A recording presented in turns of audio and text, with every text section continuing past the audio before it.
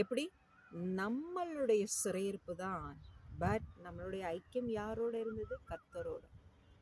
நம்ம உறவு யாரோட இருந்தது? கர்த்தரோட. நம்மளுடைய பேச்சுவார்த்தைகள், மனதுல இருக்கக்கூடிய காரியங்கள் யாரோட இருந்தது? கர்த்தரோட. இதே கர்த்தர் தான் யோசேப்போட கூட இருந்தார்.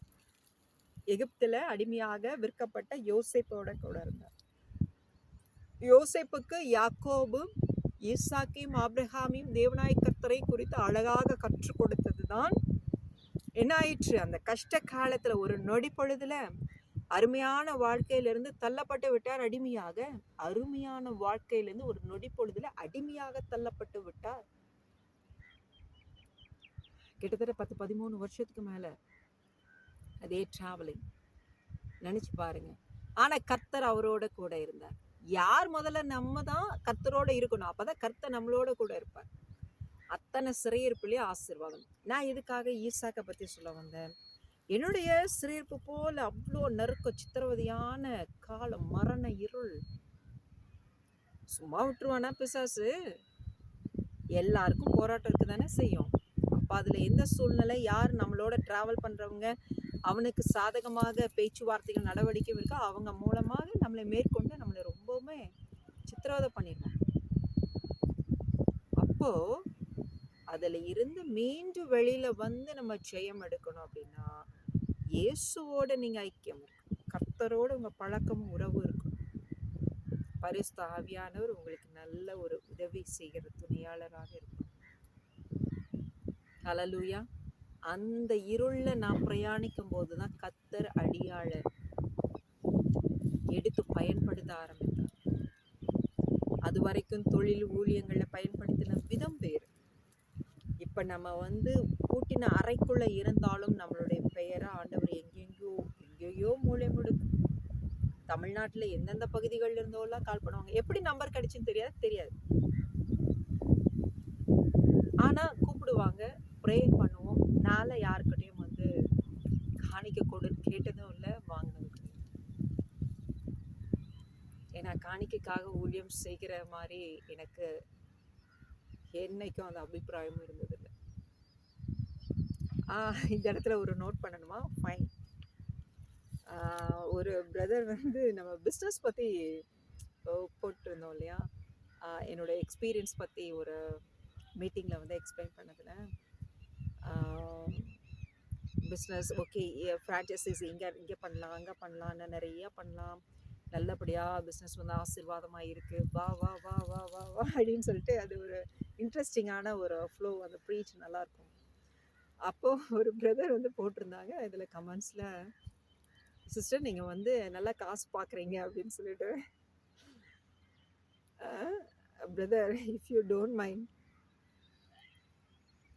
படிப்பு வசதிகள் நம்ம வாழ்ந்தது நம்மளோட எக்ஸ்பீரியன்ஸ் இதெல்லாம் ஒரு காலம், சரிங்களா? இப்போ நான் எப்படி வாழ்ந்து கொண்டு இருக்கிறேன், நீங்கள் என்னை அறிந்து கொள்ளணும்னு ஆசைப்படுறீங்களா? அப்படின்னா நீங்கள் என்னை இங்கேயே கூட பார்க்கலாம்.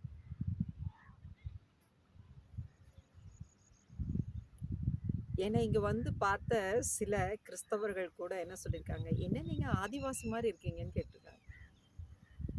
எந்த விதமான ஃபண்டமெண்டல் ரைட்ஸ் கூட இல்லை, எந்த விதமான வசதி வாய்ப்பும் இல்லை. ஏன் இப்படி இருக்கீங்க? ஏன் இப்படி வாழ்கிறீங்க? ஏன் பிஸ்னஸ் லட்சக்கணக்காக செய்கிறத விட்டுட்டு இப்படி இருக்கீங்க? வார்த்தைக்காக வாழ்வு. உங்ககிட்ட நான் டைம் பாஸ்க்காக மேடையில் பேசுறது போல பேசிட்டு நான் ரொம்ப கம்ஃபர்ட்டா, ஆண்டவர் எனக்கு கொடுத்துருக்கிற தாளந்துகள் நிறைய இருக்குதான். ஆனால் அவருடைய அந்த வல்லமைகள் தாளந்துகள்லாம் நம்ம எடுத்து பயன்படுத்தக்கூடாது, அதெல்லாம் கள்ளத்தனம். அவருடைய ஊழியத்துக்காக எங்கே பயன்படுத்த சொல்கிறாரோ அங்கே தான் பயன்படுத்தணும். அதெல்லாம் இன்ட்ரெஸ்டிங், நான் சொல்கிறேன், அடுத்த எபிசோடில் சொல்கிறேன். இந்த ஊழியத்தில் அழைப்பில் பார்த்துட்டிங்கன்னா ஆண்டவர் என்னை அழைத்து கொண்டு வரும்போது நிறைய கற்றுக் கொடுத்து, இந்த அடிமையை ஒரு உண்மையுள்ளவள்னு கர்த்தர் நம்பி கொடுத்ததை எலியா சொன்னது போல கர்த்தருக்கு முன்பதாக நிற்கிற அடிமை சொல்லுது.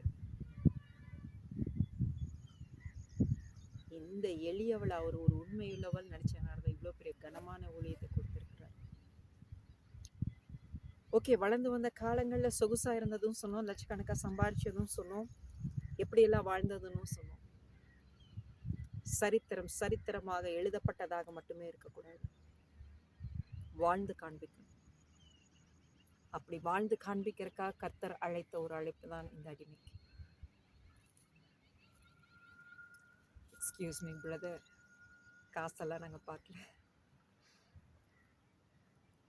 வந்து பாருங்க, எங்களோட சேர்ந்து நீங்கள் சாப்பிட ரெடியா?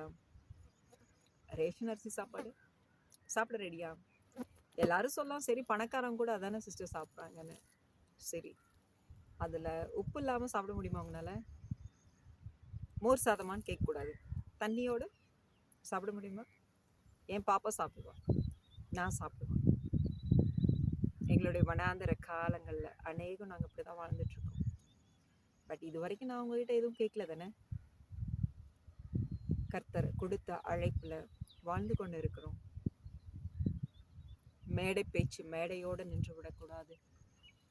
கர்த்தர் நமக்கு கொடுத்த அழைப்பும் வாழ்க்கையும் நம்ம வாழ்ந்து காண்பிக்கணும். அப்போ தான் நாளைக்கு நெக்ஸ்ட் ஜென்ரேஷன் கர்த்தருக்குள்ள உண்மை உள்ளவங்க வாழ முடியும்.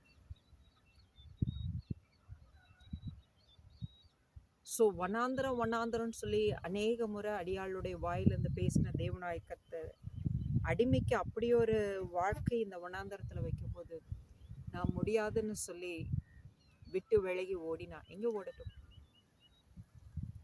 இங்கே வரவங்க எல்லாருமே எல்லாரும்னா இல்லை, இங்கே என்ன நிறைய பேராக வராங்க, கர்த்தருக்காக கர்த்தருடைய சித்தத்தின்படி மட்டுமே வாழ்ந்து கொண்டு இருக்கிறோம்.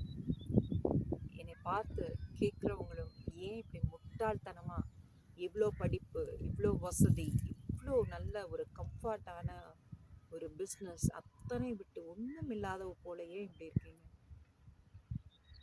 கர்த்தர் அழைத்தார், என்னை அதெல்லாம் செய்ய வேண்டாம்னு சொல்லிட்டார். அவர் ஊழியத்தை மட்டும்தான் செய்ய சொல்லியிருக்கிறார், அதற்காக வந்து இருக்கிறேன்.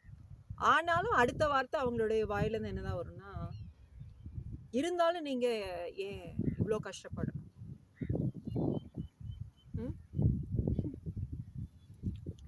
சரி, ஓகே, என்ன சொல்றது?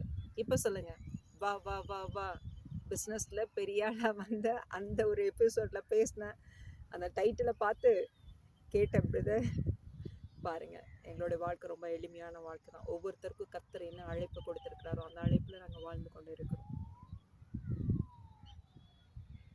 கர்த்தர் அழைத்த அழைப்புல வாழ்ந்து கொண்டு இருக்கிறோம்.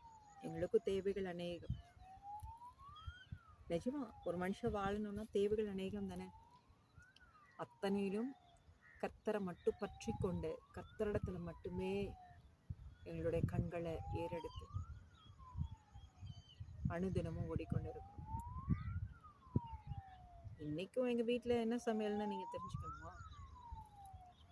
தெரிஞ்சுக்கணுமா? பச்சரிசி மாவு இருக்கு இல்லையா, கொழுக்கட்டை உங்க வீட்டுல எப்படி செய்வீங்க?